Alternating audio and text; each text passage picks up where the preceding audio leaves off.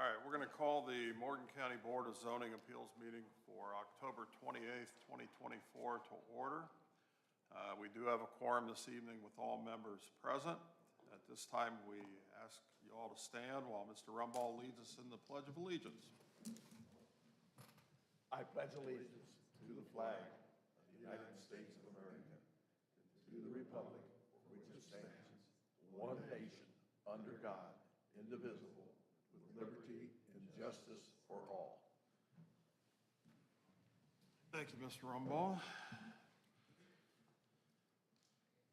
All right, gentlemen, a copy of the minutes were sent out to us from our last meeting. Were there any changes, corrections, additions, deletions that need to be made to those minutes? Having read the minutes, I would motion to approve them as sent. Thank you. I have a motion to approve as sent. Do I have a second to that motion? Second. Thank you. All in favor, please raise your right hand. Say aye. Aye. Aye.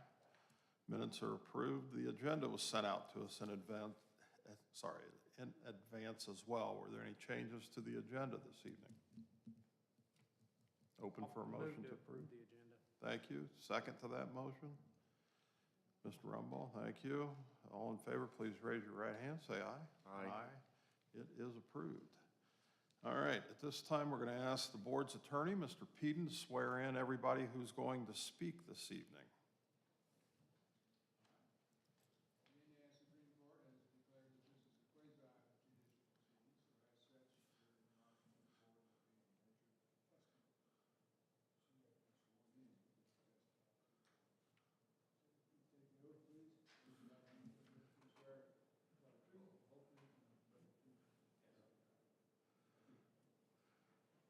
Thank you, Mr. Peden. All right, can everybody hear me okay? Yes. All right, if not, we got open seats at the front of the room. Feel free to move up. For those of you who haven't been here before, I'm going to go through what happens here this evening and kind of explain our procedures to you. So we're going to call up the applicant. They're going to give us, everybody, I would ask when I call you up to come up to the podium, speak into the microphone. You're addressing the board, not the audience. And if you're the applicant, we want you to tell us in detail why the board should grant your request. If you're here in opposition, we want to know why you're opposed to this request. If you're here to support it, again, why you're here to support it, but we ask that you start off with your name and address. Again, you're addressing the board. If you turn and address the audience, I'll stop you. If you do it again, you're done. Nobody speaks from the tables, all right? You speak when you're at the podium at the microphone. We like to keep it orderly and treat everybody fairly, but follow the rules, please. All right, under new business, our first item on the agenda this evening is public hearing U-24-03. Caleb Cunningham is requesting a use variance to allow a used car sales lot in a B3 zoning district. The property is located at 5223 East State Road 144 in Madison Township. For this application this evening, I have Caleb Cunningham signed up as the applicant. I have no one else signed up in opposition or as an interested party. Caleb Cunningham.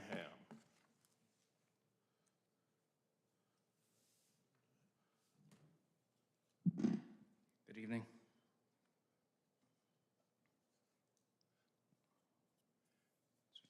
Sorry. Yeah, we're just asking the... Okay, I'm going to stop you right now. We want you to start off with your name and your address. Oh, I'm sorry. That's all right. Do you need the property address or my personal address? Whatever your address is. Okay. Caleb Cunningham, 5332 Crooked Stick Court, Greenwood, Indiana, 46142. Thank you. Go ahead. Okay, we were just asking for a variance to use this property as a auto lot. It's already zoned B3. There will be no physical changes to the property. So it's not going to hinder the community in any way. Just looking to run a small family business out of there.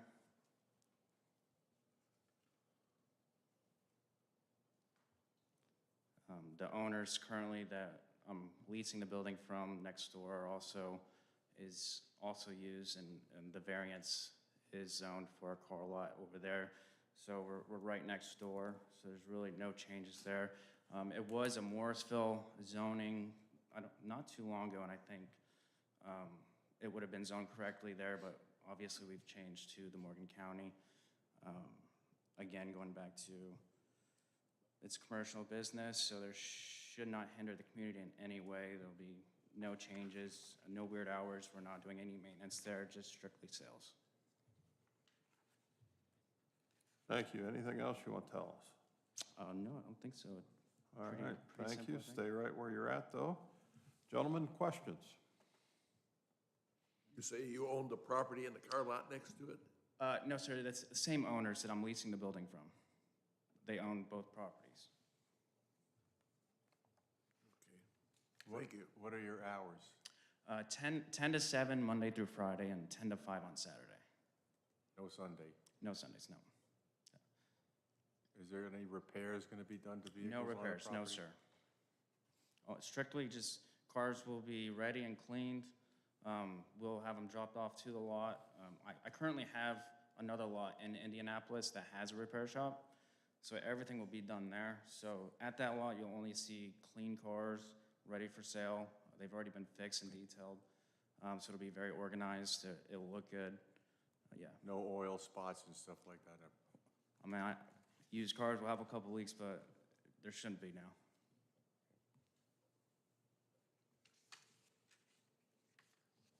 Gentlemen, other questions? I have no other questions. So where's your car lot in Indianapolis? You said in Indianapolis? Yes, sir. Currently on the west side, it's 5050 West 38th Street. It's kind of over by the Lafayette Square Mall. Okay. Are you going to keep it as well? We are, yes, sir. That's where we do all our service and detailing. And we got a big fenced-in area, so we can't see those cars either. Okay. Do you have a lease on your property here that you're going to use? Is that correct? Yes, sir. What's the length of the lease? 4 years. Okay. All right. Any signing that you're going to bring in particular flashing signs or lighted signs? We're doing just we're asking to do a 3.5 foot by 7 foot sign. It'll be on the building face. So it won't be, again, there was a sign there. I think it was like a karate building. So we're kind of using that same space they used, same holes. So no lights or anything, just a regular sign. Okay. And you say that's going to be attached to the building? Yes, sir. Okay. All right. There'll be lights on the building? There will, no lights on the sign, like just a regular sign, but the building does already have its lighting, so. Now, you have access directly, from the map here, it indicates you have access directly into this lot? Say that again, sir? From the road? Yes, getting there, yes. We Yeah. see the whole property there, but. Yeah, so if you see the map, there's a little road that comes in between those two buildings.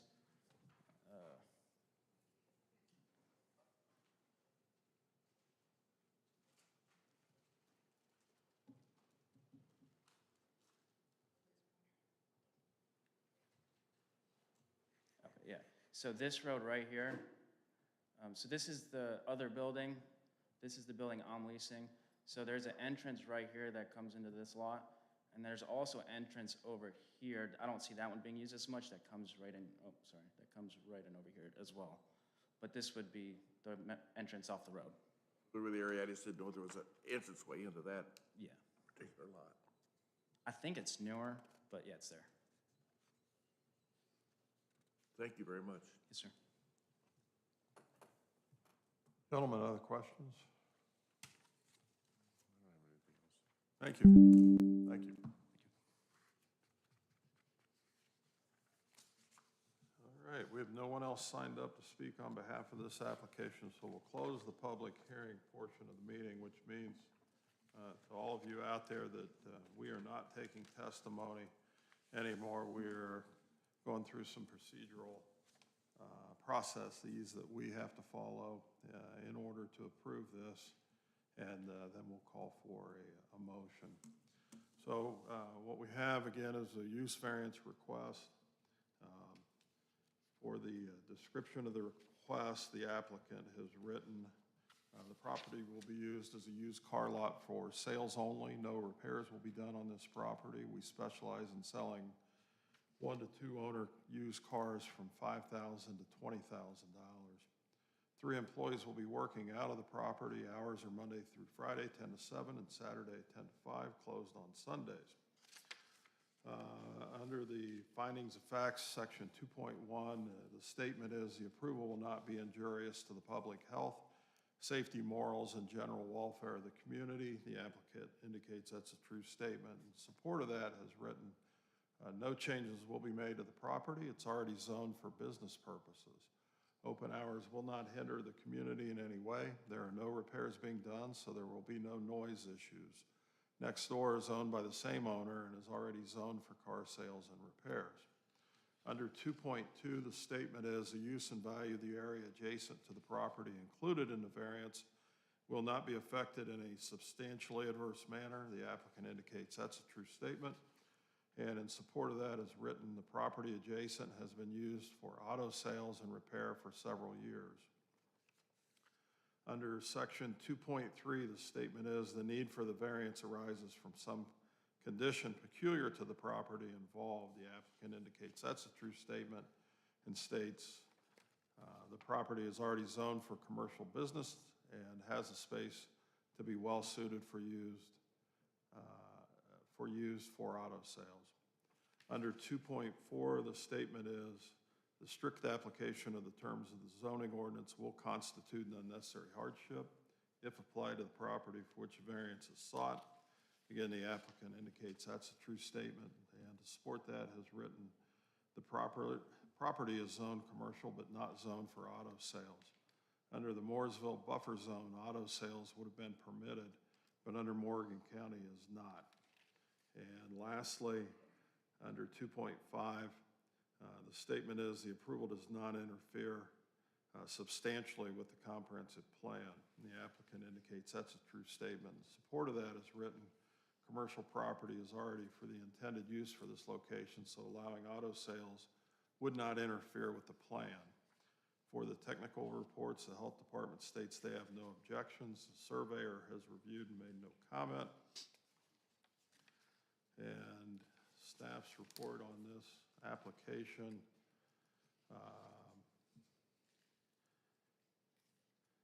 They, in a nutshell, have written, because this petition adequately satisfies all findings of fact, staff recommends approval of the petitioner's use variance for a used car sales lot.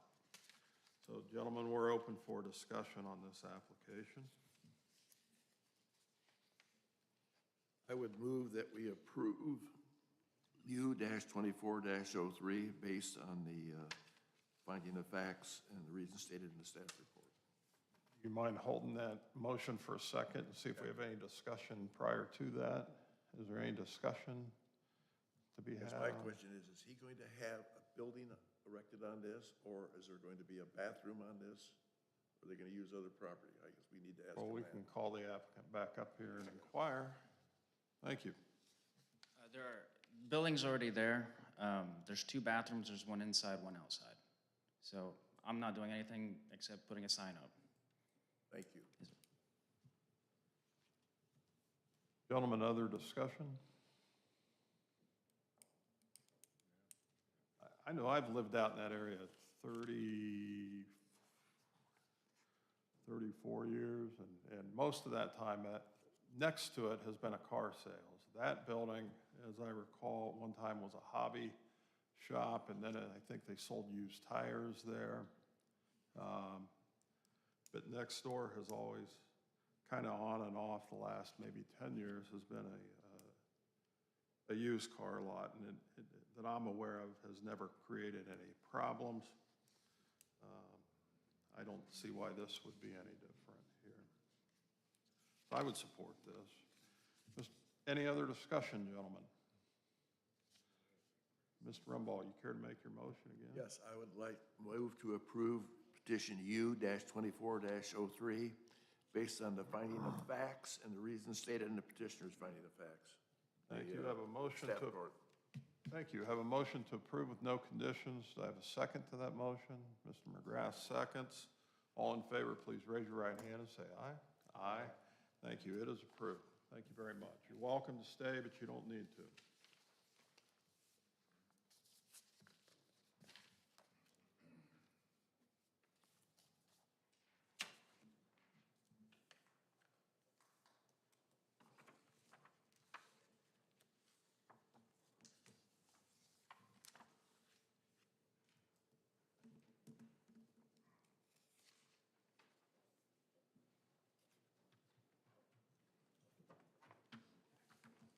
You all set?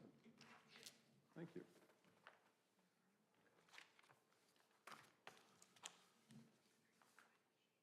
All right, our next item on the agenda this evening, again, under new business, is public hearing D-24-15. Stephen and Luana Jackson are requesting a development standard variance to allow a section of 10-foot privacy fence in an R1 zoning district. The property is located at 6100 and 6144 East Lynn Drive in Madison Township. For this application, I have, looks like both the Jacksons signed up in support, and I do have some folks signed up in opposition to this application. So I've got Stephen Jackson signed up first. Stephen, do you want to start off?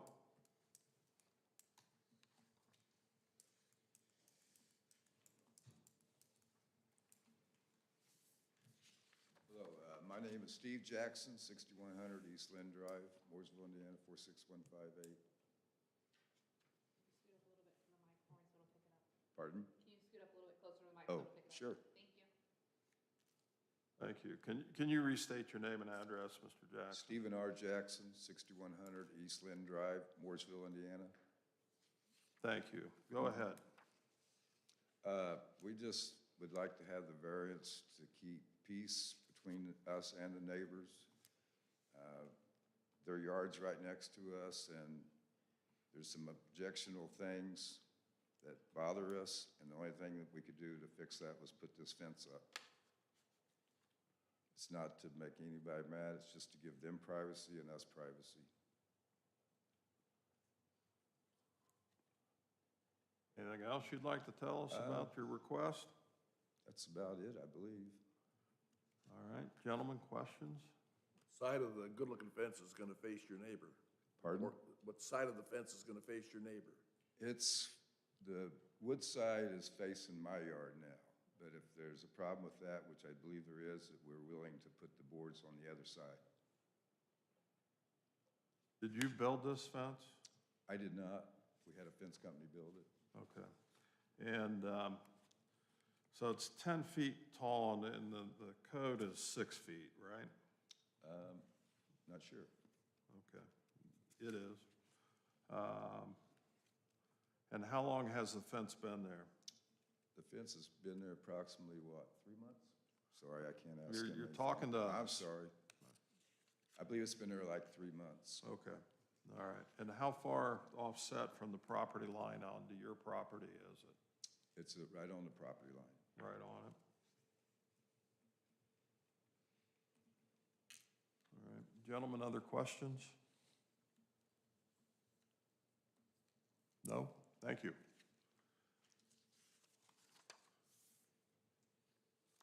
Luana, you're welcome to speak. If you don't want to, you can say pass. It's up to you. I'm sorry? You'd like to speak?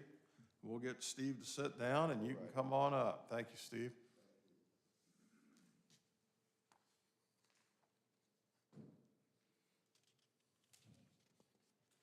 My name's Luana Jackson. My address is 6100 East Lynn Drive, Mooresville. Is that too loud? Okay. We would extremely appreciate the variance being approved today, so we do not have to experience what we've been experiencing for several years. with our neighbors' use of their properties. Okay, anything else you'd like to tell us? If the variance is approved, I know that we have to fix the other side of the fencing, completing the other side. We would ask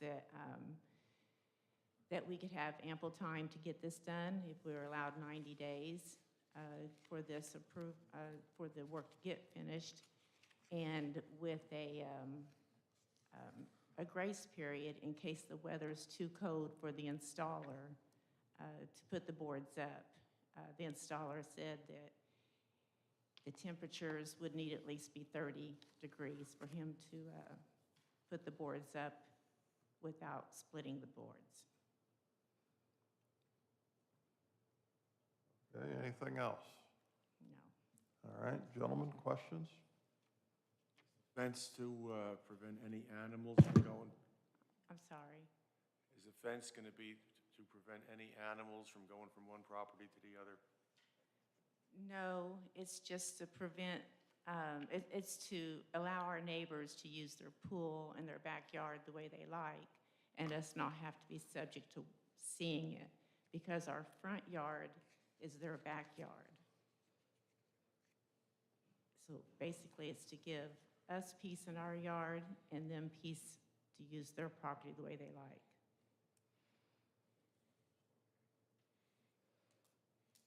Any other questions, gentlemen? I have none. All right, thank you very much. Thank you. All right, first person signed up in opposition is Amber is it Bowman? Thank you.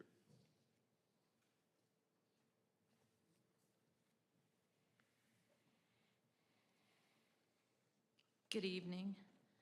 My name is Amber Bowman. My address is 3341 Southwest Miles Street, Portland, Oregon, 97219.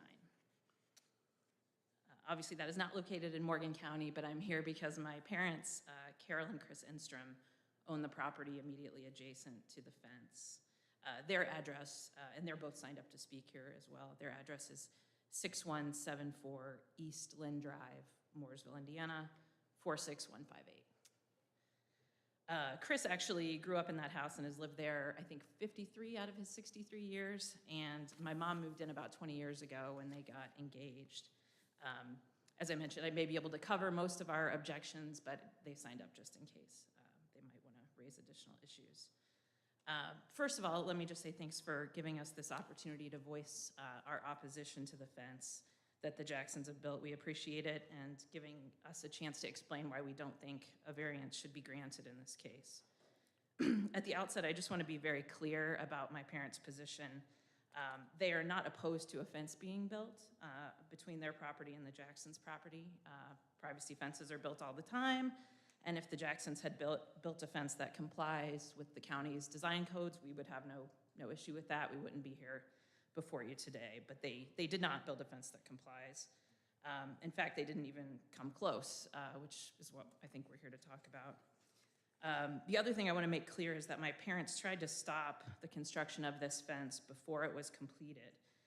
As soon as they saw the fence posts going up and realized exactly how tall it was going to be, they called the county and registered their complaint. This was in mid-June. They tried to get ahead of it and say, hey, I don't think this is right. I think this is going to be too tall. Can someone take a look at this? It wasn't until about 6 weeks later in early August, after the fence had already been completed, that the Jacksons filed their petition for a variance. And now here we are, of course, at the end of October, more than 4 months after this all began, hoping to get some relief from all of you. I bring that up only just because I want to try to reinforce that, my parents have tried to do the right thing here, follow the process, handle things by the book. And meanwhile, the Jacksons just went ahead and did whatever they wanted, built the fence, and now they're asking for forgiveness rather than permission. But turning to the structure itself, as you heard from them, the fence they built does violate the standards in 2 important ways. First, the height exceeds the county's limits, and second, the position of the structural supports is incorrect. Turning to the height issue, the county's design standards state that in areas zoned residential, fence height shall not exceed 3 feet in height in a front yard and 6 feet in a rear and side yard. And as you read in the petition, the fence they built is 10 feet tall in the back and staggers down to about 4 feet in the front. We have brought some photos along, if, we can pass around if you guys would like to see them. But I just think it's important to note just how absurdly far over the limit that is. This is not a situation where they went a couple inches over the 6-foot line and we're being nitpicky about it. This is a 10-foot wall. I mean, it's the height of a basketball hoop that stretches across the entirety of my parents' side yard. They also violate the height limit in the front yard. The code says that the fence should not exceed 3 feet. The fence they built eventually does taper down to 4, but just to be clear, it starts at 10, goes to 8, goes to 6, goes to 4 as it gets closer to the road. So there's not a single inch of that fence that complies with the county's height limits. And it's in no way typical of anything that I've ever seen in a residential neighborhood. Turning second to the structural support issue, the county's design standards state that structural supports for any fence shall face inward. As we've said, the supports for the Jackson's fence do not. They face toward my parents' property. And again, we have photos of kind of the eyesore that's created and the difficulties, frankly, that it's created for my parents who already had a chain link fence. So now there's this sort of weird gap in between the two that it makes it almost impossible for them to weed eat and keep it looking nice. Again, as I mentioned, I just think it's outrageous that they went ahead and built this. It's very disrespectful of my parents, of the county's rules, and now they want to be given a free pass for it, while my parents have to deal with this fence that is just wildly out of compliance and very disruptive to their enjoyment of the property. I know that we need to look sort of specifically at the 3 criteria laid out, and we don't believe they meet any of the 3. Under the rules, as I understand it, the board should not grant the variance unless, quote, the approval will not be injurious to the public health, safety, morals, and general welfare of the community. I think in response to that, I would say, what kind of precedent does this set if you grant this variance? That someone can just try to bully and intimidate their neighbors and just get away with it? That it's okay for someone to just ignore the rules, do whatever they want, build whatever they want, not ask permission from the board first, and then it's just allowed to stay there? As opposed to my parents who have very much tried to do this by the book, go through the process, file the complaint, wait the requisite amount of time, and really, again, are just asking for a fence to be built that follows, the guidelines. As I understand it, I looked at the UDO, and in the introductory provisions, it sort of lays out a few bullets of what the intent of the UDO is. And I'll read just a few of those. The intent of the UDO is to promote orderly development. The intent of the UDO is to establish reasonable standards and procedures. The intent of the UDO is to protect the character and stability of residential, institutional, business, industrial, farming, and natural areas. And I would just say that nothing about what they've done is orderly or reasonable. Nothing about what they've done promotes the character and stability of a residential area. In fact, the fence that they built actually hits right at the upper height restriction for industrial properties in the county. Obviously, I don't know the height of every fence in Morgan County, but I can tell you that my mom and I did a little driving around just to see if we could find anything comparable to this. Specifically, we went to a couple of commercial and industrial properties and just checked their fence heights. Just to name a few, Wheeler's Towing in Mooresville, 7-foot fence. Brickyard Imports, which is like a salvage yard in Brooklyn, 8-foot fence. Newman Recycling off of Highway 144, 6-foot fence. So these are places, where cars are being taken apart and scrap metal is being recycled, and they don't even have fences this tall. So we do not believe that they meet the first criteria. Moving on to the second, under the rules, as I understand it, the board should not grant the variance unless the use and value of the area adjacent to the property included in the variance will not be affected in a substantially adverse manner. There is no question in my mind that my parents' use of their property has been impacted in a negative way by this fence. My mom is an avid gardener. She's one of those people that's blessed with a green thumb, which I did not inherit, but she's great at it. And I can tell you there are entire sections of their backyard where sun, doesn't come in the way it used to. She's had flowers that have died. There are places that their dog used to lay and sunbathe that he can't anymore. They have a little porch swing in their front yard, and I was out there today, in fact, and if you are sitting there and you try to look down the road, you hear a car coming, kind of look, see who's coming, you can't even see because of this fence. It's until the car is like right in front of your property. Obviously, we get that, any size fence would have an impact there, but there's a huge difference between 6 feet and 10. And again, a reasonable, normal privacy fence that you might find in dozens of other yards, that would be fine, no big deal. But 10 is extreme and unreasonable for a residential neighborhood. And beyond their use and enjoyment of the property, we would also argue that the financial value of their property has been diminished by this fence. It's hard to put a number on something like that, but just common sense, I can guarantee that if they were looking to sell their home, any rational, reasonable buyer comes to look at it and finds a 10-foot wall. I imagine they would have a lot of questions about, what is this thing? If we buy it, does it belong to us because the posts are facing our way? What's going on the other side? Should we be nervous about that? How much can I get knocked off the price if I have to deal with this eyesore? And in fact, we actually had 2 realtors come out to take a look at it and give their professional opinions, and that's exactly what they say. Again, we've got letters that we can provide. But in a signed letter from Cedar Tree Realtors, it reads, quote, "The 10-foot privacy fence erected close to or on your property line gives the illusion or feeling of residing next to a commercial or industrial business. For many, this would be a negative factor for those desiring to reside in a strictly residential area."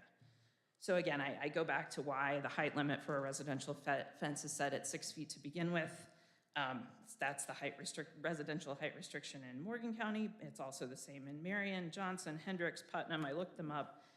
And again, I assume it's kind of standard because it's sort of reasonable for a residential area and allows both sides their privacy, their enjoyment of their space, and again, maintains the character of a residential area. So again, I would argue that they have not met criteria number 2 and that the use and value of my parents' property has been harmed by this fence.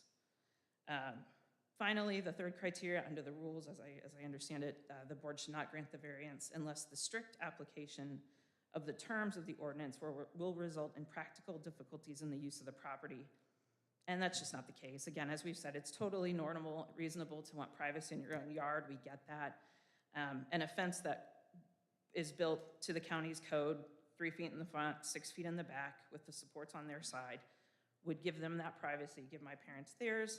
Nothing impractical about just asking to follow the rules that the county has set. The Jacksons seem to suggest that my parents are doing something untoward or offensive in their backyard. I don't know what that is. I used to live in Indianapolis. I would visit them pretty regularly. I've never seen anything unusual or harmful. They garden, they grill out. I have 2 nephews that come over and occasionally use the pool. Nothing that you wouldn't find in anyone's, typical backyard behavior, I would say. So I don't know what they've imagined that's happening over there, but even giving them the benefit of the doubt, if there was something, I don't see what a 10-foot fence solves that a 6-foot fence wouldn't. It just doesn't make sense to me. My mom's 5'3" and 65 years old, and they're not having raging wild parties in their backyard. So again, just to summarize on the 3rd criteria, there's nothing impractical about asking the Jacksons to fix their fence so that it complies with the rules. Make it the right height, turn the supports around, and I just don't see how they're the ones who created this problem by building the fence. I think they should be asked to fix it. As we said at the beginning, all we're asking is very simple. We think they should be required to follow the county's design guidelines. If they want a fence, that's fine, but it should be the appropriate heights and with the supports facing the right way. If they do that, there's no problem. Everybody gets their privacy, everybody can enjoy their space, and we can all move forward. Thank you for your time, and of course, we'd be happy to answer any questions or talk in more detail. Yeah, I've got a map here. I'd like you to show me where you live on this map. Oh, I do not. My parents live there. I can, Oh, I can't see that thing. You should have a Oh, pointer. okay. If you need me to move it, I can. This is 6100. Okay. Blue. And then, oh, okay, this is my parents' property right here, I believe. And Yeah, exactly. And so now the fence. If you're going to speak, please step back to the podium. you're good. Yeah, and so the fence is sort of between these two. And it's 10 feet. Show me where the fence starts, the way you see it on this thing with the pointer. It's 3 feet high, I think, at the end of the road. It's 4 feet at the end of the road. Okay, that's within limits. Yeah. And it starts there. Well, but that's a front yard, so I think the rule is 3 feet for front yards, right? Oh, I'm just interested in fence. Yeah, it's right, it starts kind of here near the road at 4 feet, and then it goes up to 6, goes up to 8, goes up to 10. And where does it end with the pointer I stopping? think right there at that sort of corner.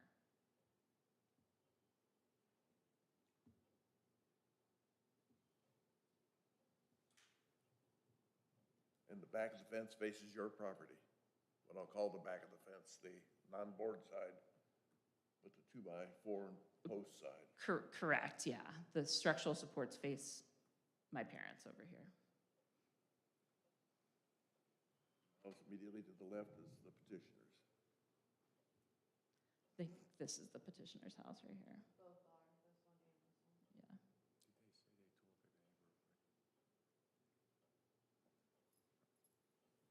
Yeah. Gentlemen, other questions? I have no further questions. Maybe I missed it, but have you talked to the neighbors about the fence? I believe my parents have spoken to the neighbors about the fence, and there just seemed to be no desire to resolve things in a reasonable way. They just started having it built and proceeded with that height regardless of what the concerns that my parents expressed. And I do have some photos. I don't know if that would be helpful at all, or. You got photos of what? The fence, just so you can see the height and, again, the posts facing in our way. And then I think you can sort of see how tricky it's made it to keep the weeds maintained, just because of the way the posts are positioned. How many copies of each photo do you have? Just one of each. And then, Same as this photo? I don't, Is it the we've same got as a this photo? photo in our packet here. Okay. And typically, we don't accept things at the meeting. understood. Would you mind looking and see if this is a picture that you see of the fence? Yeah, we've got some that are a little more clear, but that's the fence. And this is your property that it's taken from. Yes. If you weren't looking at the back of the fence, would you have any objections? I think we would object to the height. The 10 feet is just extreme. It looks like a wall. Again, I just don't see it's so far over the limit that I just don't see how that's okay. And it's again, totally understand wanting privacy, but I don't see what a 10-foot fence blocks that a 6-foot wouldn't. And again, we're concerned about the property value as well. I have no I'm intentions. going to cut you off there, okay? You answered his question. Thank you, I appreciate that. Any other questions, gentlemen? No? All right, thank you very much. Carol is it Enstrom? Carol, did you want to speak?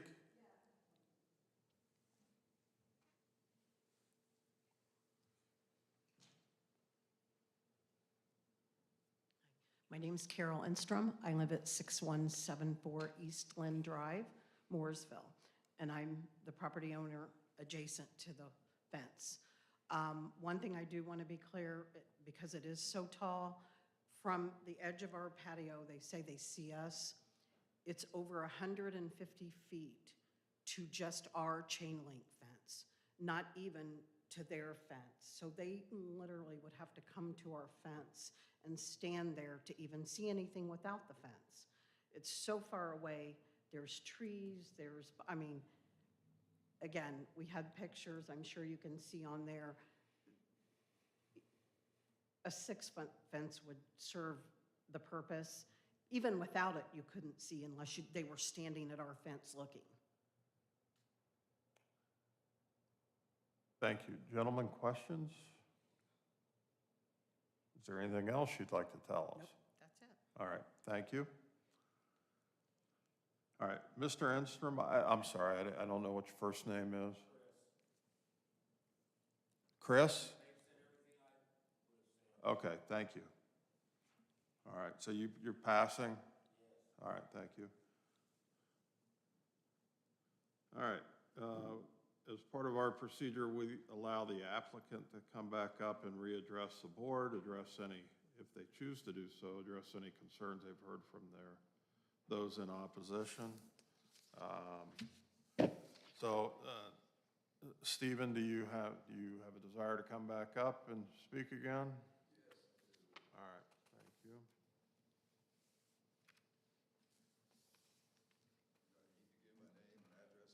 you. Just tell us your name, please. Steve Jackson. All right, thank you. Go ahead. If the fence was 6 foot tall, we could still see them over there. The reason, we don't want to spend money to build a 10-foot fence, but that's what it took to not see what was going on over there. That's the only reason it's 10 foot. If 8 would have worked, 6 would have worked, that's what we would have done, but it didn't work. And there's nothing blocking the view with their chain link fence. There's no trees in line or nothing there. It's wide open. And so they're not really clear on what they told you about that part of it. Otherwise, I wouldn't want a fence if I didn't have to see what was going on there. That's the only reason. Does the property from the street, from where the street to where your house is there a grade that you go up? The grade goes down into the middle of the yard. Okay. So when we walk out our door, we're looking right down into that. And that's why the fence had to be extra high to cover that. All right. Gentlemen, any questions? No? All right, thank you. Thank you. All right, so we've heard from everybody that signed up to speak. Did I miss anybody? So at this point, we close the public hearing, which means that we're not taking testimony anymore. The board may have questions, and if so, we'll call you up to the podium. And just keep in mind that you're answering our questions, not addressing the group. Again, we have a request this evening, an application in front of us for a development standard variance. For the description of request, the applicant has written, we're requesting permission to allow a 10-foot privacy fence along a portion of our side yard. My husband is a trustee for the property in front of our home where his mother used to live, and we've continued the fence along that side as well. The section of the fence that is 10 feet tall runs a length of 142 feet along the side property line. It tapers from 10 feet down to 4 feet and stops about 15 feet from the edge of the road. Under the findings of facts, section 2.1, the statement is the approval will not be injurious to the public health, safety, morals, and general welfare of the community. The applicant indicates that's a true statement. And to support that, has written the fence as constructed causes no public health or safety issues because the portion built to 10 feet runs parallel to our property, tapers down to 4 feet, and stops 15 feet from the road. It is at least 100 feet away from the nearest driveway. Under section 2.2, the statement is the use and value of the area adjacent to the property included in the variance will not be affected in a substantially adverse manner The applicant indicates that's a true statement, and to support that has written, fences typically add to property values because people like the privacy it creates. And now that we are aware of the supporting fence posts facing the neighbor's property will need to be completed, we will finish the other side of the fence within 3 months.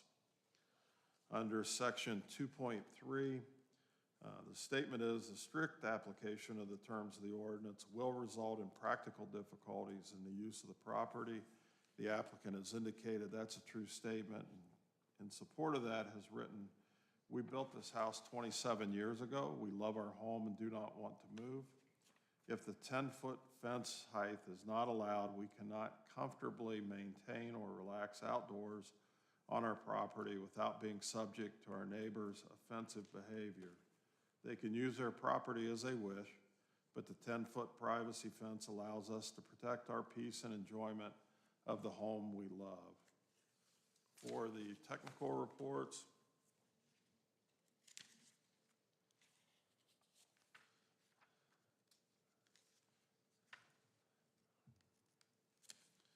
the health department states they have no objections. The surveyor has reviewed and made no comment. Staff's recommendation on this is, I'll read the last paragraph. Because the petitioner has satisfied all 3 findings of fact, staff supports the petitioner's request to allow the 10-foot height of the fence to remain as it exists today with one condition.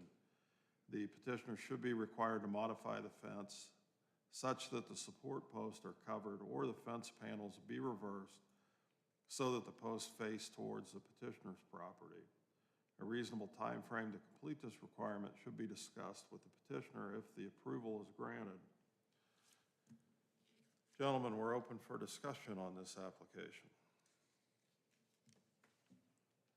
From the pictures, that's a beautiful fence. I'd hate to have paid for it myself, but I raised livestock all my life, and I guess the best description I use is good fences make good neighbors. I've got a neighbor now that doesn't like to put up fence, and I don't have livestock too much anymore. I have some, but the deal always was in the state of Indiana that you fence from your right hand to your left hand and meet in the middle.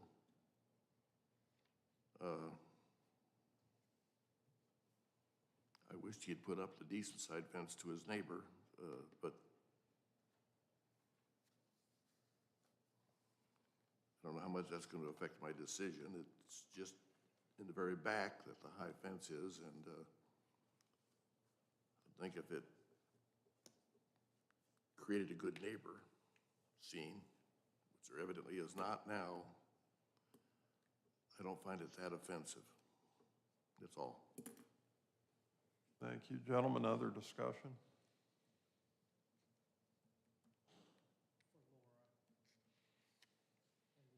UDO for front yard, it's saying this is 15 feet back from the road and 4 feet. Is that within any specs we have in the UDO?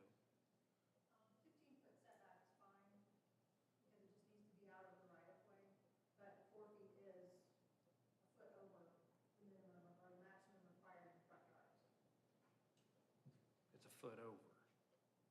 in the front yard portion. Only 3 feet for a front yard fence?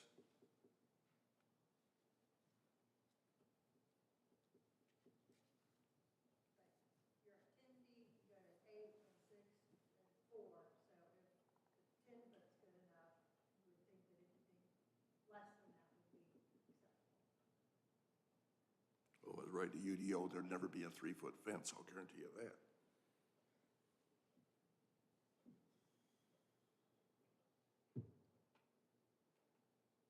Other discussion, gentlemen?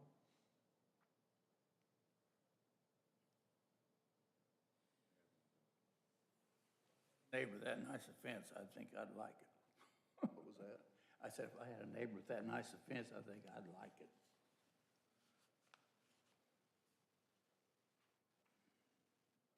I can understand the Enstrom's concerns. And Ms. Bowman, you did a nice job addressing all of that as well. We've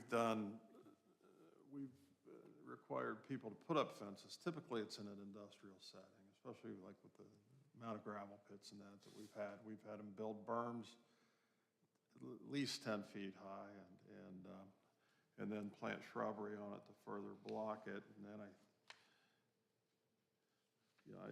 don't live too far from here. When I went over to look at it, it didn't strike me as obtrusive or obnoxious.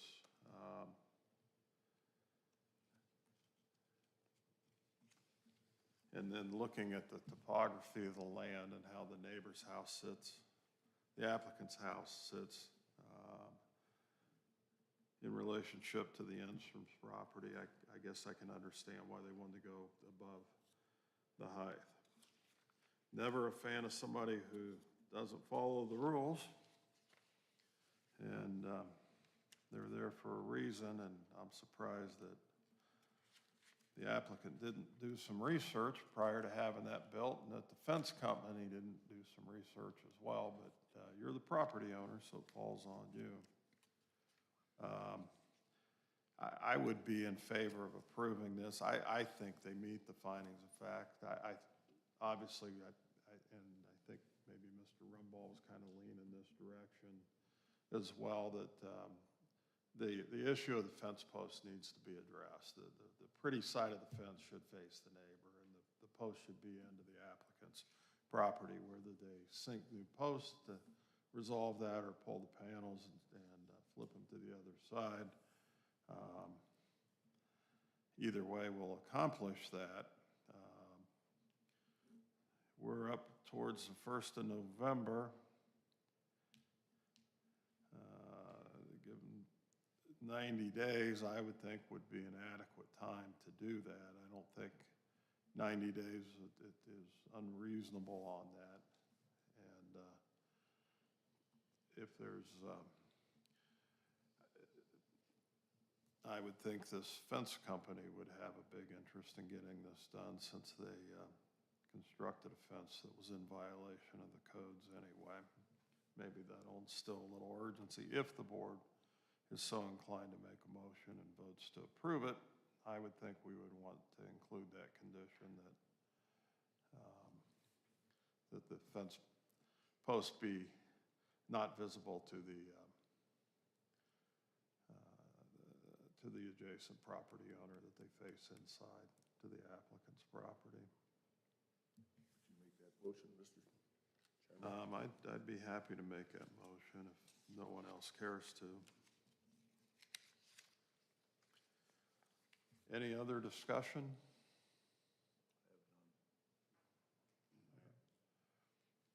Gordon? I think it's a good thing. Jason? No? Is the elevation that different between these two properties? Again, I didn't get a transit out and Well, I know. zap it, but when I was I couldn't tell, so sitting out there in the truck, looking at it, it seems like the applicant's house sits up higher, and then you got a little bit of a swale going down, and part of the neighbor's backyard sets lower, and I think sounds to me like that's why they went with the 10-foot fence instead of a 6-foot, and I'm basing that off the applicant's testimony this evening. You want me to turn on the contours for you? Yeah. Give me a second. I just gotta shut the light off.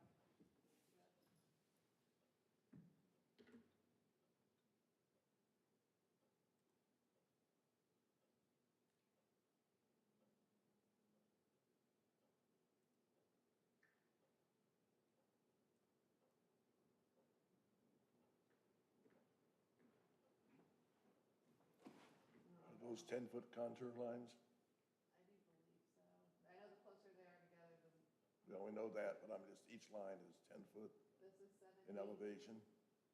The black is 780. The orange is. Does it tell me?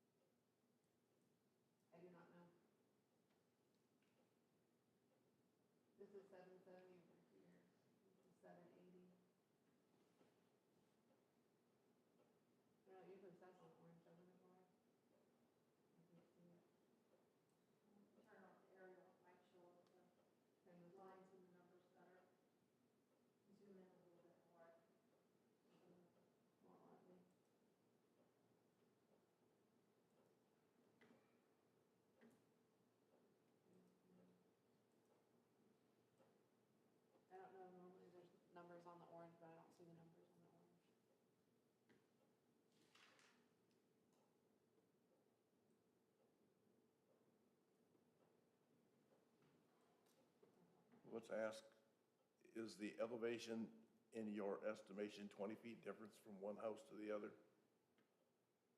Are you asking the applicant? I'm asking the applicant. Steve, can you come up to the podium, please?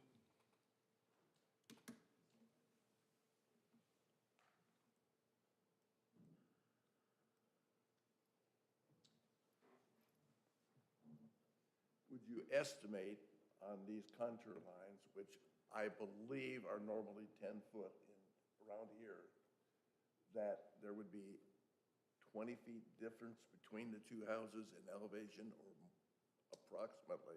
I would say at least 20 foot. Because the yard goes like this, my yard does.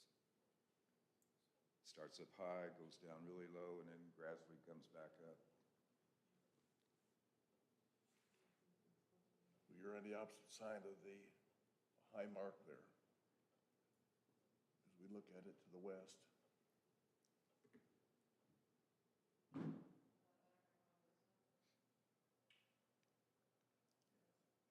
Down, then it comes over to the east there.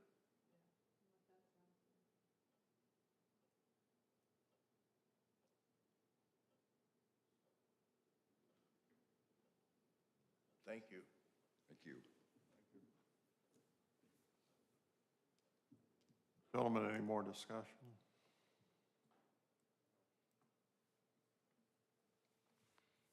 Open for a motion?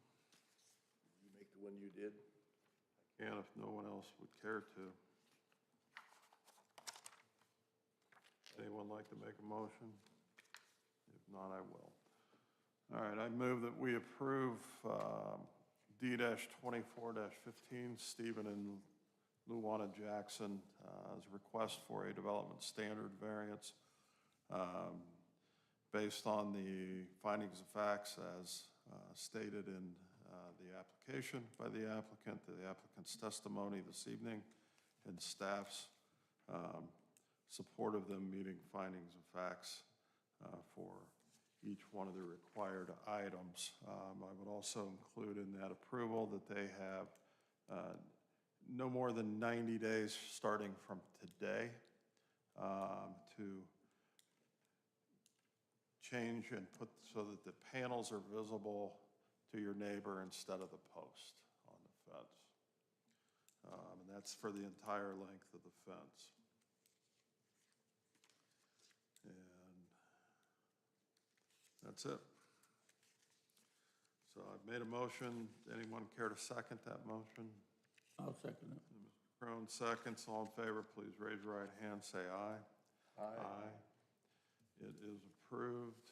You've got 90 days. Thank you all, folks. Welcome to stay, but you don't have to.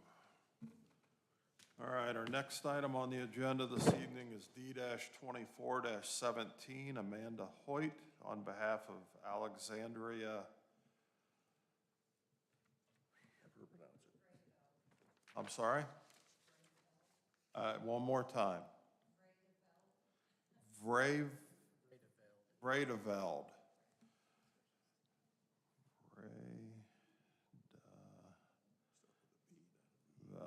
okay. Is requesting a development standard variance to allow an accessory dwelling unit to be established prior to construction of the primary residence. The property is located at 7855 East Beale Lane in Green Township in a zone for ag. For this application this evening, I have, thank you. I have, it looks like 3 people signed up in support, including the applicant. I have 1 in opposition, and I have 1 signed up as an interested party to this. So Amanda, if you would like to come forward, again, start out with your name and address. I'm going to stop you here for a second. Gentlemen, do we need a quick 5-minute break? Anybody? I'm fine. Nope. We're all good? Okay. Start out with your name and address, and then if you would, explain to the board why we should approve your request. Yes, my name is Amanda Hoyt. My current address is legally 1359 South Mulberry Street, Martinsville. Back on September 8th, we had applied, put in an application to, originally the plan was to do a small home on my godmother's property. After learning that this does play into the size of the home. After learning that our new landlord was selling the home, we had until the end of October to vacate. It was at that time that my godmother had let me know that her intent was to will this property to myself. She currently lives in Australia. She is native to Australia, married, and then moved back to care for her mother after she got divorced. There was previously a home on this property. It was burnt down. Someone burnt the home down on January 4th of '92. And at that time, she was getting ready to move, so she didn't rebuild at that time. So the property has been vacant since that date. When she found out what was happening, she offered to assist us to build something small for us to live on. There, my fiance had a health episode back in February that left him with permanent neurological issues. So there's days where he is not physically able to get up and get around without a lot of assistance. There's other days where he does just fine. So having something small, especially with me, because of him not being able or released to work right now, I am gone 75 hours a week at work between my two jobs. So we were looking for something that would be manageable for him to get around as well as myself. When we had first came, we of course didn't know how this process worked. It was a learning curve. We went, and the first time that we had kind of put a plan together is when it was brought to our attention that the minimum square footage was 950 square feet in Morgan County for a primary dwelling. So I spoke with, we had our home built by a crew of Amish gentlemen that was then brought in, and we told them about the setback, and the builder said he was gonna call, and there was a misunderstanding, and he had inquired about if a covered attached porch would count in the square footage, and his understanding was yes. At that time, I did fill out the application, submitted all the paperwork. On the detailed floor plan of the home, it did show the interior of the home, which measures 16 by 44 for 704 square foot. It also separately detailed in writing that the covered porch was 6 by 44 for 264 with a total of 968 square feet. So I did specifically write out and separate the square footage measurements between the interior of the home and the porch. So moving forward, the application was approved. We went to our builder. They built the home. The home was placed. It is on the property.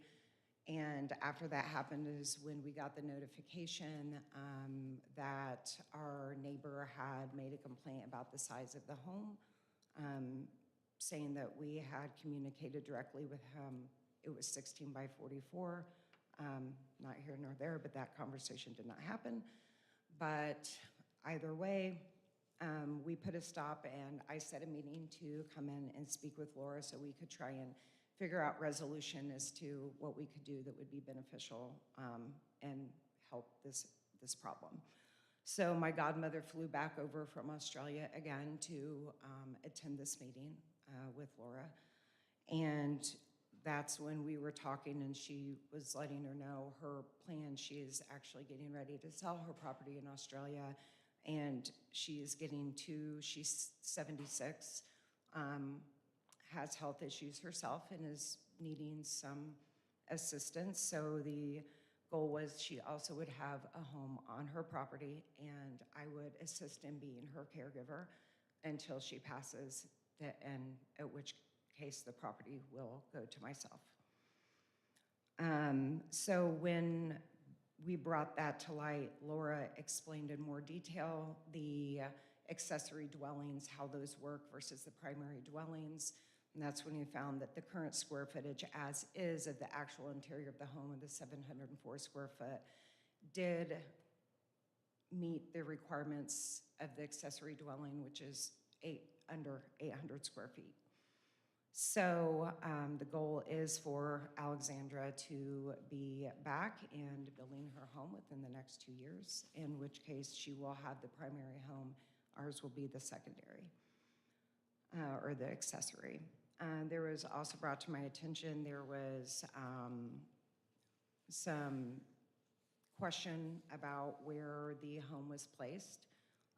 There is still, although obviously you can't, there's not gravel there anymore, but the driveway, it's a gravel road, and then the driveway that comes up where it used to be, we placed the house facing the driveway, as I feel like, is pretty standard in a lot of cases.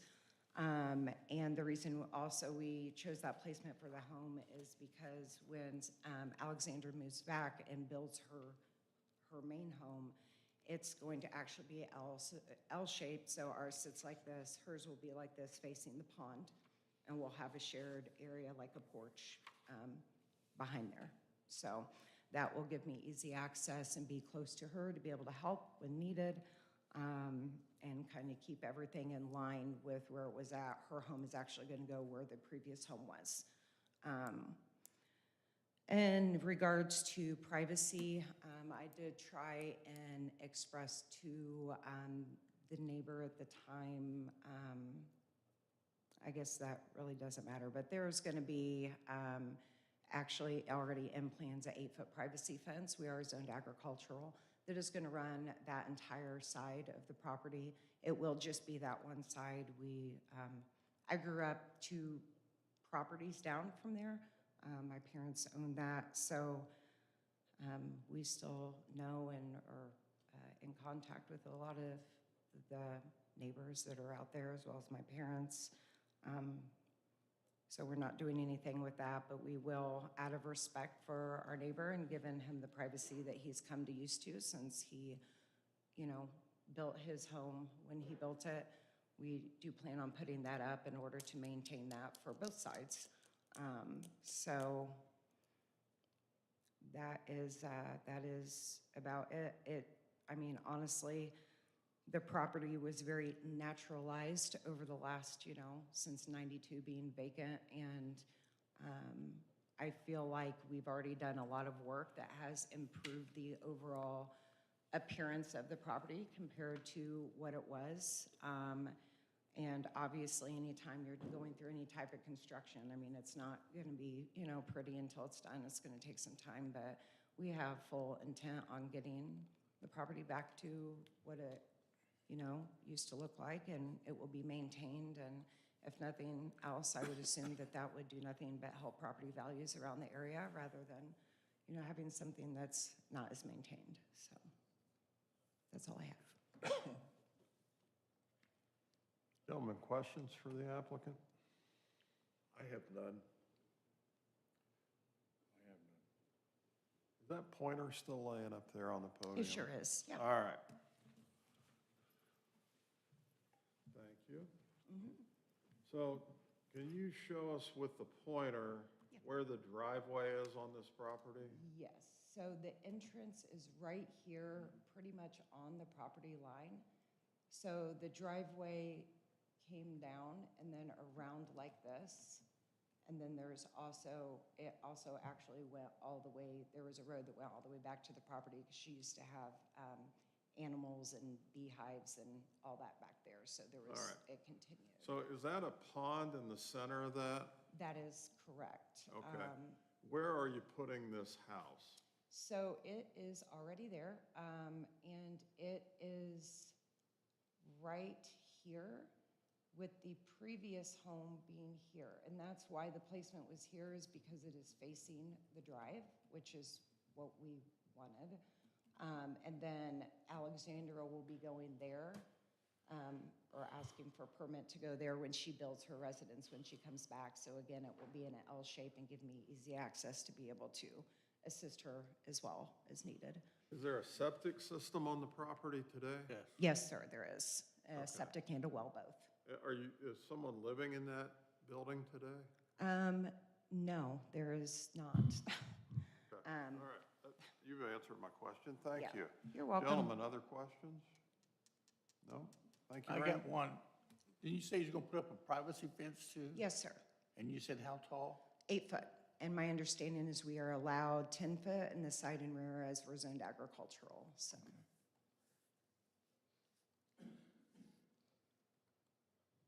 Are you doing that for your benefit or your neighbors?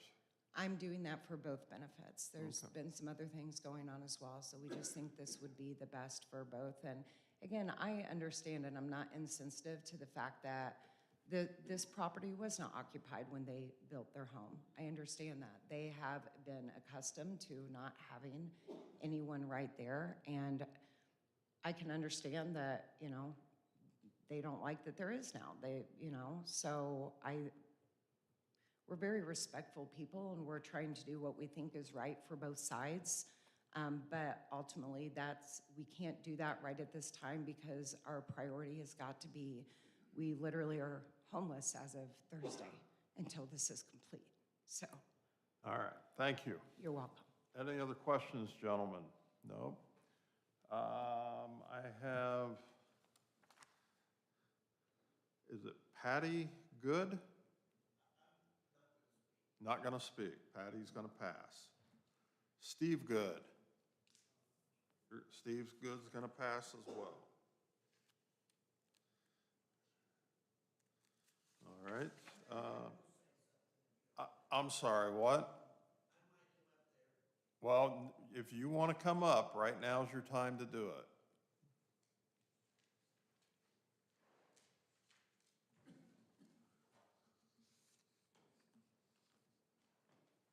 My name is Patricia. Well, get up here to the podium, please. My name is Patricia Good, and I want to say that these kids have worked really hard clearing. Hang on a second. Patricia, what's your address? 409 North Cherry Street, Martinsville. Okay. Go ahead, I'm sorry. I wanted to say that I support these kids and everything they're doing. What they're doing is right. They're trying every way, jumping through hoops for the city, trying to please neighbors, and they have started out with just hand tools and lawnmowers, and have cleared out a home, a place to have a home. And I believe they should be allowed to have the time it takes to turn it into a home. But I also want you to know that through circumstances where they're home now, they have to be out of. I'm not saying for them to be able to live in the house, but I think they should be able to work on the house. Since Amanda works so many hours and Brad can't work all the time on his own, I try to go help him. Other family members try to go help him. And they just need, I don't know what you'd call it, maybe extenuating circumstances to where they can work a little later if need be. It's not like I'm gonna be out there at 3 o'clock in the morning beating on the walls and stuff, but they've had cease and desist orders brought on them. They've had several scuffs, little bumps in the road come up, and I just like for them to be able to make that home that they've got to start on. Are you a neighbor, a friend, a relative? I'm Brad's mother. Okay, all right. Okay. Yeah, I'm sorry, I cut you off. Was there anything else you wanted to say? No, I'm done. I just wanted to say my piece. All right, hang on a second. Gentlemen, any questions? Or Patricia? No? Thank you very much. Sam, you still passing? All right. Let's see here. In opposition, I have Jeremy Messer.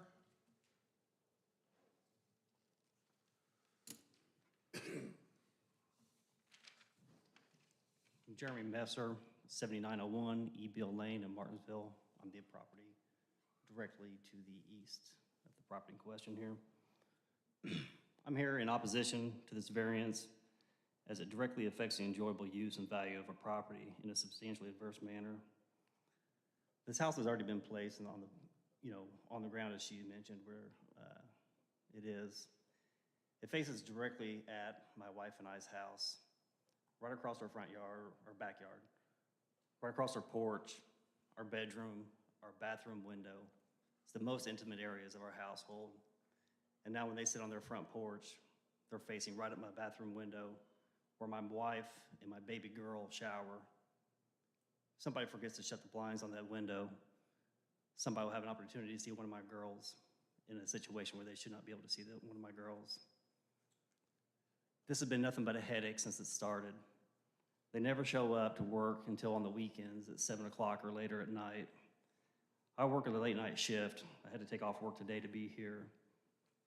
My wife and I love sitting on the porch of an evening on the weekends to watch hummingbirds, listen to the sounds of nature. And with them showing up at late in the evening and running wood chippers and chainsaws until late, until the dark, has ruined our entire summer. They then, we also like to sit outside and watch the stars at night because I work late nights. We're usually up late. Since they park their cars with their headlights facing right at our house, so when we're sitting there out there at night, sometimes they turn their headlights on for whatever reason, 10, 15 minutes at a time, shining right across our porch, right into our bedroom window. It's just rude, it's inconsiderate. They've been completely disrespectful and had no consideration for us at all since this started. When I bought my property here before my wife and I was married, I did the research and I found out what the neighbors, or who the neighbors were and how long they had lived there. And I knew that we had just one neighbor, the Newmans to the north of us, that we could really disrupt their livelihoods. And then they'd been back there for over 40 years at this time. So I told my fiance at the time, now my wife, that we need to come in correctly and do everything we can not to disrupt these people's lives. So we purposely put our porch facing south and our garage doors facing south, so we would be out of the Newman's business, and that would give us a good amount of privacy of our own. They came in and they told us that they're gonna put their house right next to ours with their porch facing right across our yard, right at our house, and didn't ask us how we felt about it. The conversation about the size of the house did happen. It was with her fiance, Brad. That's why I came to the county before this even started and before it even got permitted to try to put a stop to it beforehand, because I knew it was gonna be 16 foot by 44 foot and not big enough to be a residential house, according to the UDO. I've had to pick up cigarette butts out of my yard because they smoke, and apparently they've been flipping their cigarette butts onto our side of the property. They place their generator right next to the property line when they could place it behind their house that's sitting there to block out some of the noise. But they push it right up close to the property line to, I guess, annoy us. They started parking in our yard without asking permission. I let it slide one time, but one car quickly turned into 3 cars. And so I confronted them about it. And Brad tried to push back until I explained to him that they had 5 acres over there to park on. They didn't need to park in our yard. 2 days later, I put up a high tensile wire fence, and Brad told me that they were gonna cut out my fence posts so that the driver that was going to be delivering their home would be able to swing out and drive across our property to place their house on their property, because they didn't want to put the effort in to clear out enough room of the overgrowth to come in on their own property. This was a big argument that we had, and I finally convinced him to not do that.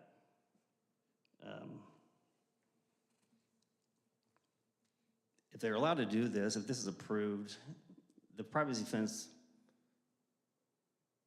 it would help things a little bit.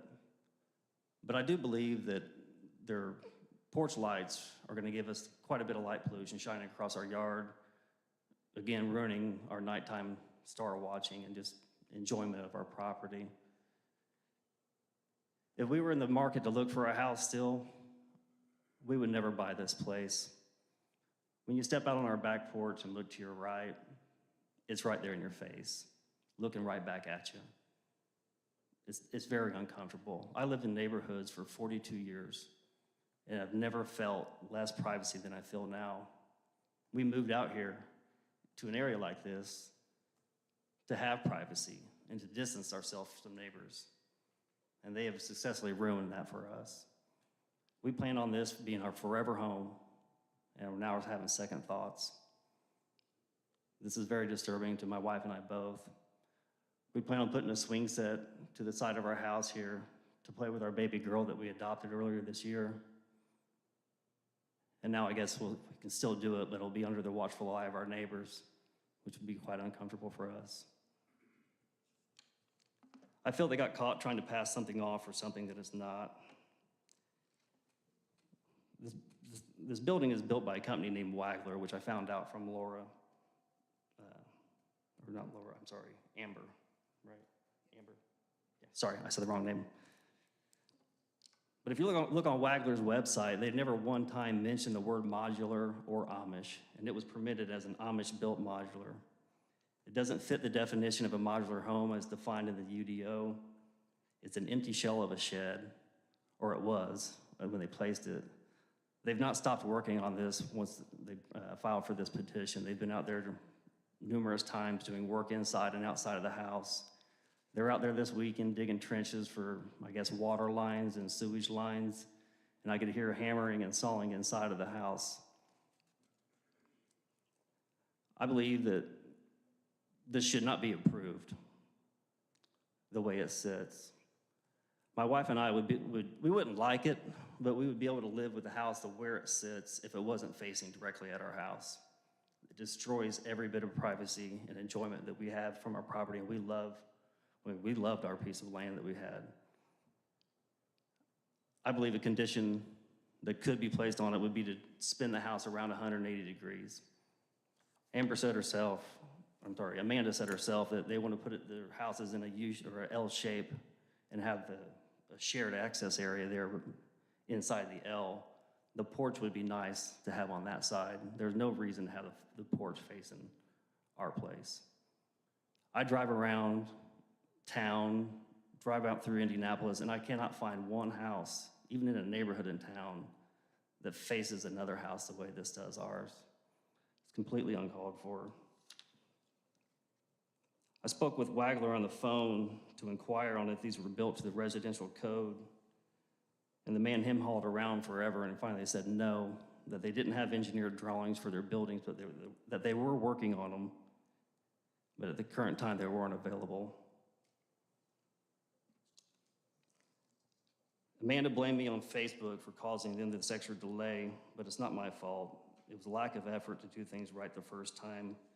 When we built our house, I probably annoyed the heck out of the people in the planning department, asking question after question after question, trying to get it right the first time so we didn't have to deal with a situation like this. But they chose not to go that route. My wife and I have spent several thousands, probably upwards of $5,000 already since they've started their work here. Like I said, I put up the high tensile wire fence. I didn't ask for any help on that. I didn't ask for any financial help or any help with labor. I did it all myself. We spent thousands of dollars buying privacy trees that hopefully one day will survive and grow into some privacy for us. But we all know how that takes a long time to do. I had to build a privacy partition on the side of our porch, which cost us a good amount of money, because we couldn't sit on our porch without people peering right across our faces.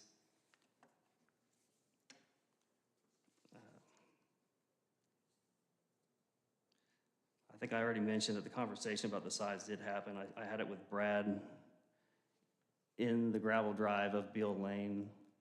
And speaking of driveways, no one without prior knowledge of the driveway on that property would know that there was ever a driveway there.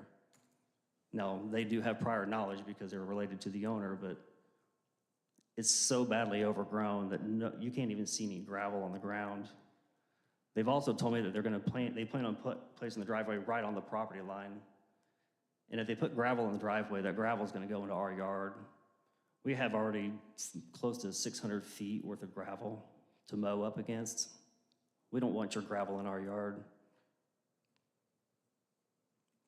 Another thing that's going to bring up more variances in the future is, as she said, the primary residence will be behind the accessory dwelling if this is approved as an accessory dwelling.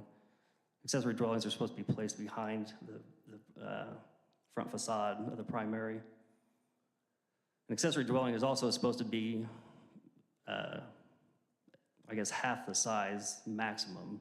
You know, it's no more than 50% of the size of the primary house, which means this primary house is going to have to be 1,408 square feet, or they're going to have to file for a variance for that as well.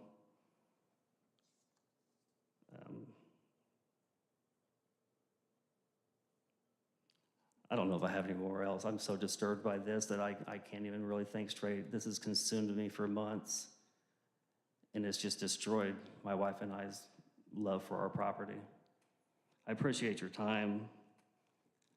I ask you to consider this as if it was happening next to your own house, and also by the findings of facts. I also have a packet of pictures to hand to you guys if you would accept them so you can see what it looks like from our vantage point. I have enough to give to everybody in this room because I've watched many of the meetings, and I know that when people request to give you something, you want copies for everybody. So I have that. I'm done. Thank you. Gentlemen, questions? I've got one question. We're talking 246 feet. If that house was 950 feet and they did the same thing, we wouldn't be sitting here. Well, I also filed a, Let me finish. okay, I thought you was done, sir. Here because they can do anything they want on their property. Yep. And yeah, I live out in the middle of nowhere, and I'm appalled at from 5 houses when I moved there to probably 15 now. It's a regular traffic jam as far as I'm concerned, but nothing I can do about it. It's their property. And 246 feet, probably could build a porch that big, for that matter. You cannot tell me what I can do with my property, I guess. I don't think they should be able to tell you what you can do with yours. I understand not wanting neighbors. Good Lord, do I understand that. But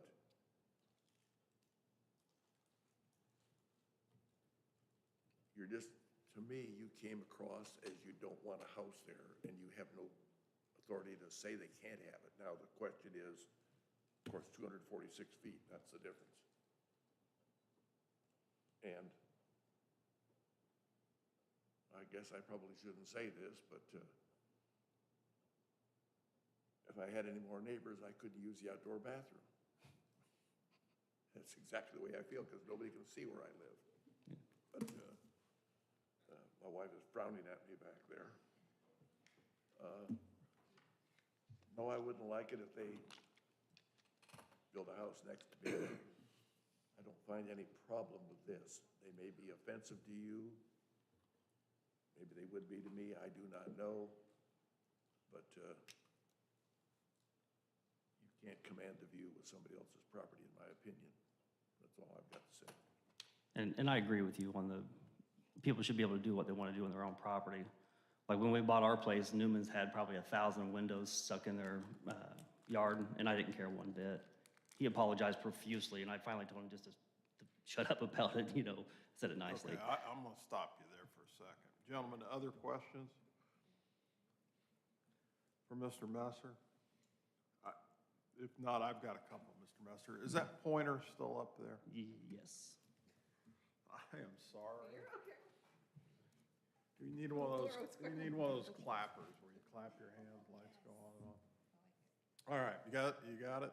Yep. All right. Show me where you live. Oh, I got it backwards. Right there. Okay. So that's your residence there. Correct. Okay. And the front of your house, it faces which direction?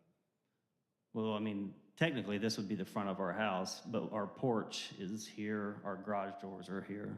Okay, all right. And then, what am I looking at just below your house? The square thing, it's a garden and orchard area. All right. And then let's scroll down, if you would, a little bit, Amber. Thank you. What am I looking at down there? There you go. That's a storage container that we permitted before we built the house to store stuff in. It's still on our property record card and everything. Okay, all right. So how far is it from your house to the property line there, the blue line? Well, I'm colorblind. To me, it looks. 70 feet roughly. Okay. All right. And that, as I'm looking at it here, that's a pretty wooded lot there, is that correct? Yes. The applicant's lot? Okay. All right. And you've lived there how many years? We lived there for 4 years. I've owned it for 7.5 years, I think. Okay, all right. Okay, that's all I have. Thank you. Gentlemen, any other questions? Could I give you these pictures, please, so you could see them? How many do you have? There's 4 pictures, 3 or 4 pictures is it. But I have copies for everybody. Do you have copies for the applicant as well? Absolutely. Okay.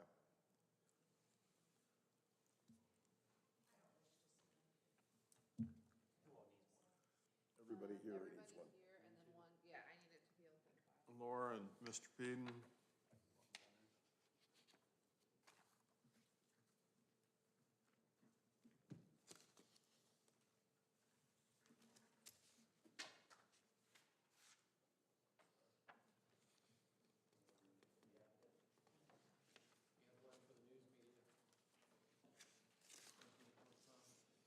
Let me give them theirs first.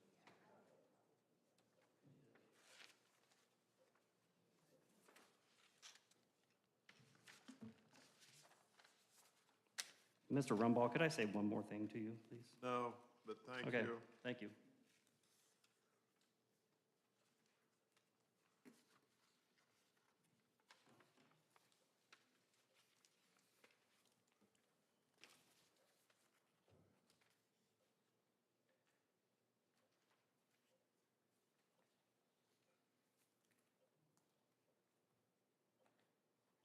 All right, let's see, our next person signed up that was interested in speaking. It was an interested party, Chad Davis.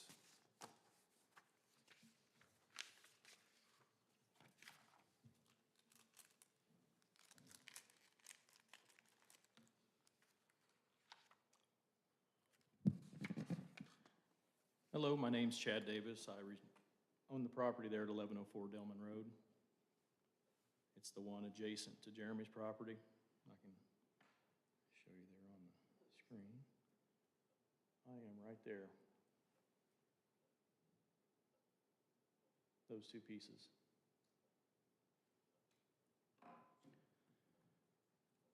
He's made it to my attention throughout this whole process of what's been going on. Obviously, it's not a direct effect to me. You know, obviously, I'm about 400 and some feet away, but the issue is how everything has prevailed from permitting, the lack of square footage, whether or not they're going to use the existing septic system that's been there for 32 years with complete woods grow through it. Those are just the concerns of mine. The process, I don't think, has, been followed properly.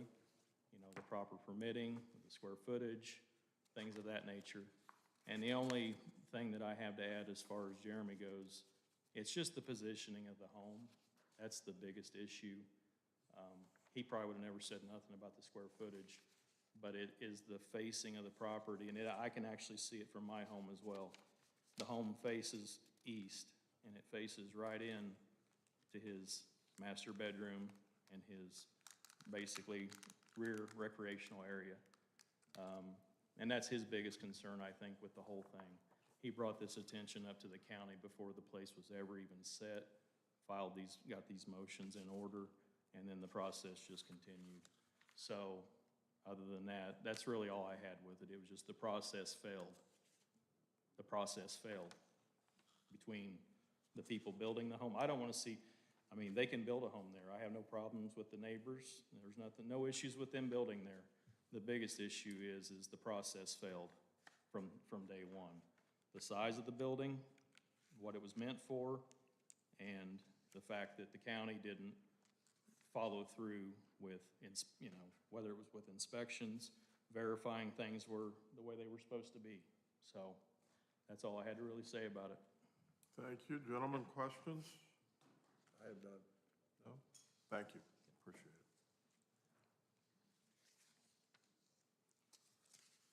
All right.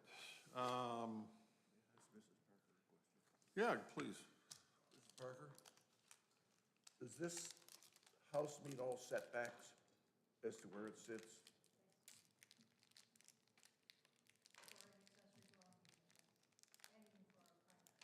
And I saw that the health department okayed the septic system?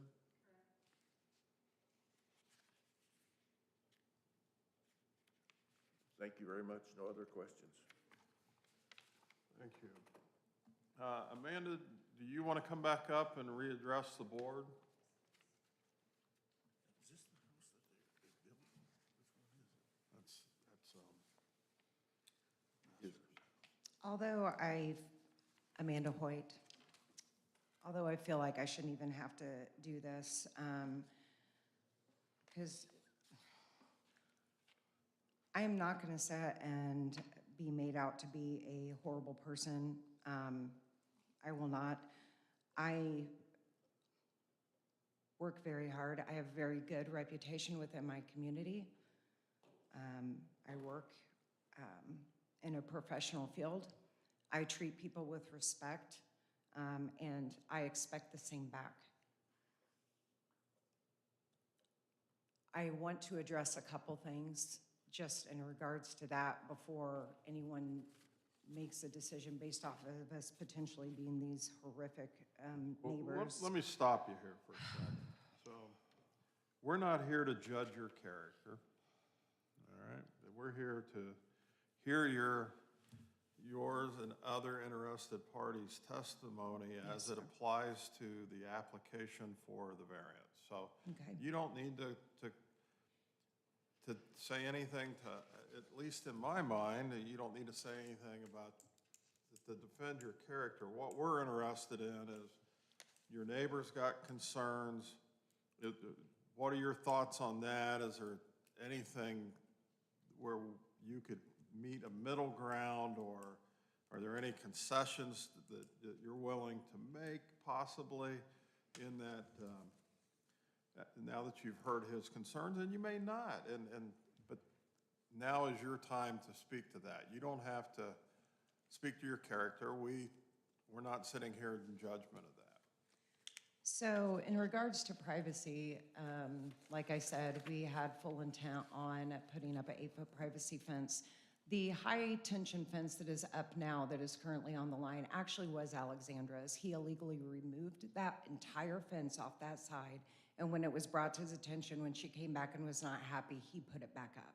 It was at that time that I actually tried to approach Jeremy to let him know we were at the end of the drive by the gate, where the gate was at, and he was working on putting that fence back up.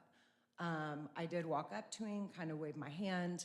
He had on some ear protection, and the whole point, this was prior to the home being there, the whole point of that conversation was to discuss the home and to discuss the privacy fence. He shooed me away and rolled his eyes at me, and that was the last time I had any interaction with him. So I guess I feel at this point, I live in a residential area here now in town. I would absolutely love to have as much space as what we have between, our properties, what I do now. I could spit on my neighbor's, side door. We will do what we can to make everyone feel comfortable, and that's what my hopes are with this fence. But ultimately, we're just very laid back, mind our own business people. We just want to live in our home. That's all we want. We're not there to bother anybody. We're not there to cause trouble.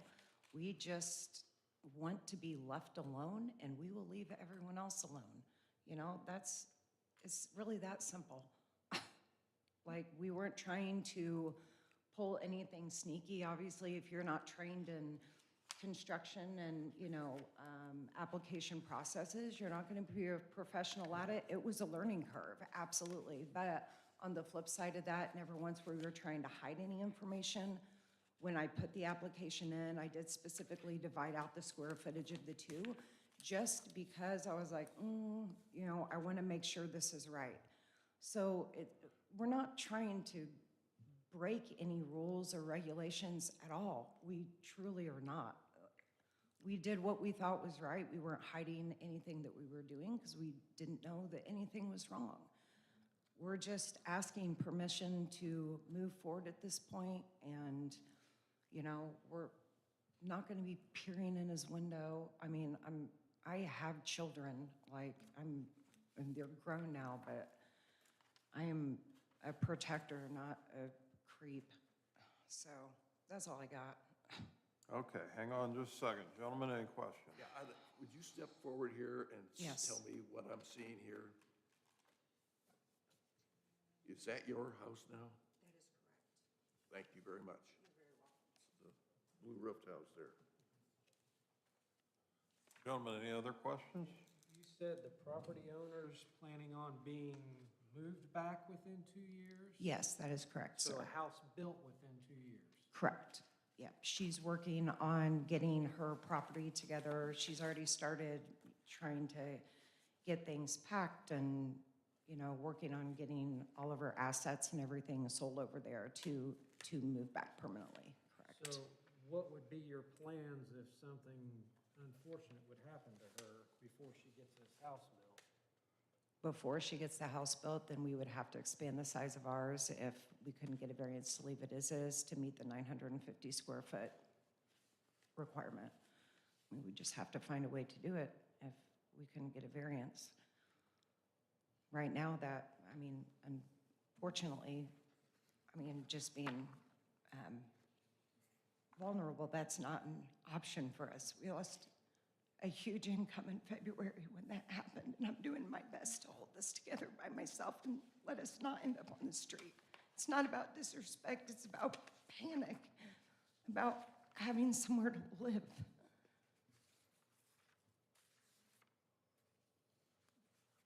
Gentlemen, other questions? I have none. No? Thank you. All right, we've heard from the applicant, a couple supporters, or at least one supporter, one person in opposition, another is an interested party. Then the applicant again. So at this time, we'll close our public hearing portion of the meeting, which means we won't take any more testimony, but the board holds the right to ask questions as they may come up to us through discussion. This is a request for a development standard variance, and we have to agree that the applicant meets 3 findings of facts for the board to approve this. Under the description of the request, the applicant has written, "We are requesting a reduction in the minimum square footage of our home from 950 to 704 feet. In addition, the property owner, Alexandria Verdeveld, is planning to move back here from Australia permanently within the next 2 years. She will be building her primary residence there as well, at which time her home will become the accessory structure." Under Section 2, Finding of Facts 2.1, it makes a statement, "The approval will not be injurious to the public health, safety, morals, and general welfare of the community." And the applicant indicates that's a true statement. And to support that, has written, "The reduction of the square footage of our home will not compromise the general welfare of the community. We have had professionally built a residential house in a residential area. It is simply a bit smaller than neighboring homes." Under 2.2, the statement is, "The use and value of the area adjacent to the property included in the variance will not be affected in a substantially adverse manner." The applicant indicates that's a true statement. In support of that, has written, "Our home is not going to substantially affect values of neighboring homes." Our home's design is fitting within the area, and it is highly unlikely someone driving by would even notice the reduction in living area, square footage, when taking into consideration the attached porch. Under 2.3, the statement is, the strict application of the terms of the ordinance will result in practical difficulties in the use of the property. Applicant indicates that's a true statement and writes, the permit was issued by mistake by the zoning office. The exact dimensions and square footage of both the interior of the home and porch were clearly written out in the house layout submitted with the application. The home was built to those specifications after the permit was issued and is now completely built and on site. In addition, my fiance has health issues that make everyday tasks regularly difficult for him, so a smaller home is needed for ease of living. For the health department, they state they have no objections to the proposed development standard variance. The surveyor makes the note that they have an erosion exemption filed for their structure. For the staff recommendation on this, and I'm going to read this because I think there was some confusion, at least on my part, on the 950 feet and the roof and all that. So I'm just going to read what the staff wrote because it's very well said. The first finding of facts ask if a 704 square foot ADU built prior to the primary home will have a negative impact on the public health and general welfare of the community. The petitioner's property once had a home on it until it was destroyed by fire quite some time ago. Since then, the 5-acre heavily wooded property has remained unoccupied until recent construction activity. Accessory dwelling units are permitted use in the county's ag and residential districts, so the establishment of this ADU will not impact the general welfare of the community. The second finding of fact asks if approval will adversely affect the neighbor's property values. As with the first finding, there will be no adverse impact on property values in the area because this is a residential ADU, which is a permitted use and is commonly found throughout the county. The third finding of fact asks what practical difficulty exists that makes approving the variance necessary. The petitioner's dwelling unit would have to be enlarged to meet the 950 square feet of living area. When, go back to my sheet here, Radeveld builds her primary residence, then the ADU will either have to be reduced in size to comply with the ADU standards or have a variance approved to allow it to exceed the maximum living area for an ADU.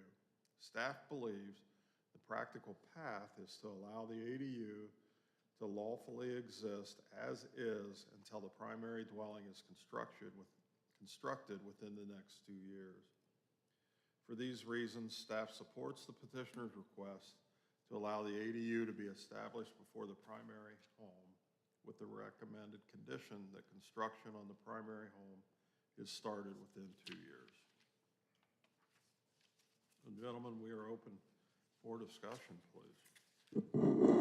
Did we not have this, last month, where on the Jackson County line, a man wanted to build a structure until he could build a permanent structure to maintain his forest?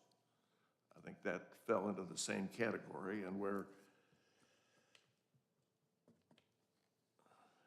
I don't really see, I suspect that you could enclose a porch, you would have the 950 feet, wouldn't you? That's a question to you, Mrs. Parker.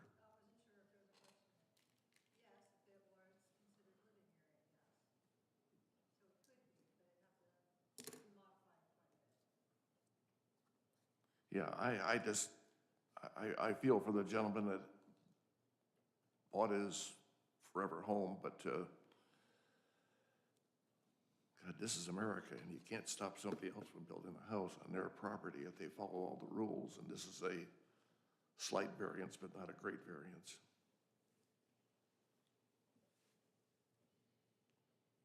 Thank you. Other discussion, gentlemen? Thoughts on this application?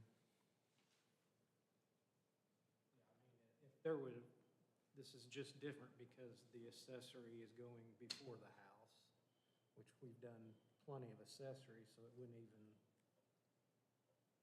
be a big deal if the house was already there. So I think as long as there's contingencies in there that that house must be built within a certain time frame, I think that's about all we could do. Just need to keep the fence away from the main driveway to the main road. 15 feet, isn't it? You said before? You'd be back 15 feet. Clear. 8-foot fence to keep the lights out, I think, privacy.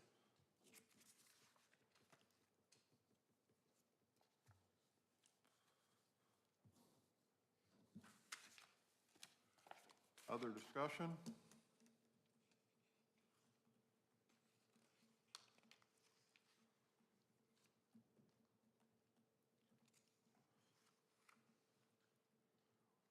You know, it's, for me, comes down to do they meet the finding of facts or not?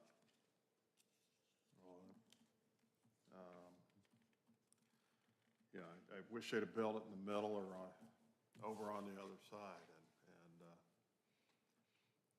probably wouldn't have had the next door neighbor in here, but being so close, I understand why he's here.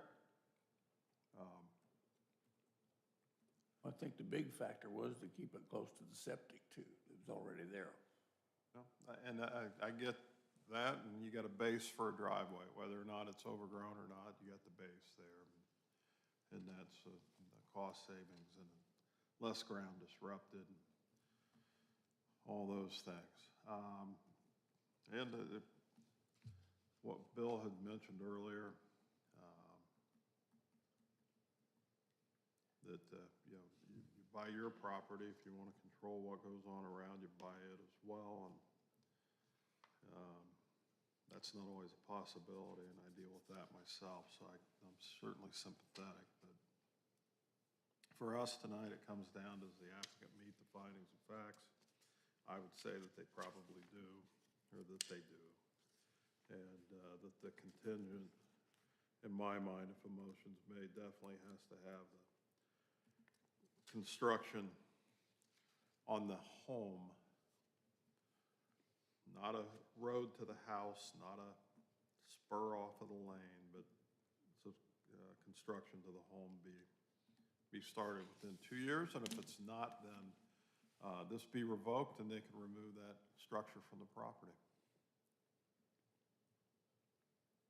Or make it 950 square feet. Yeah, they can make it 950, and to your point earlier, we wouldn't be here.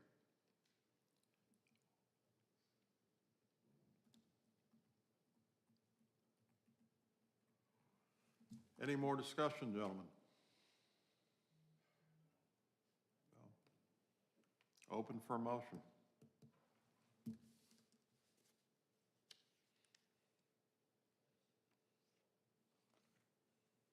I move that we approve petition D-24-17 with all findings of fact being found true, with a added note to this that a primary residence must be started within 2 years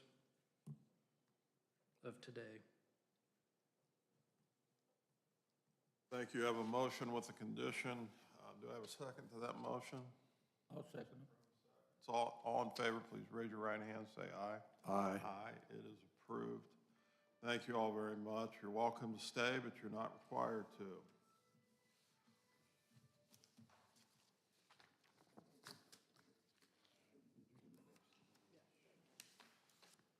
All right, we have no other new business. Mr. Peden, do we have a BZA attorney's report this evening? Ms. Parker, do we have a plan director's report this evening? Just to let you know, we have a meeting in November. Have 5 positions already on the docket, so.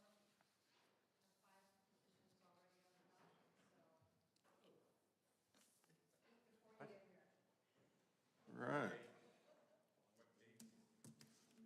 25th's what it's showing on mine. What day's The Thanksgiving? 25th.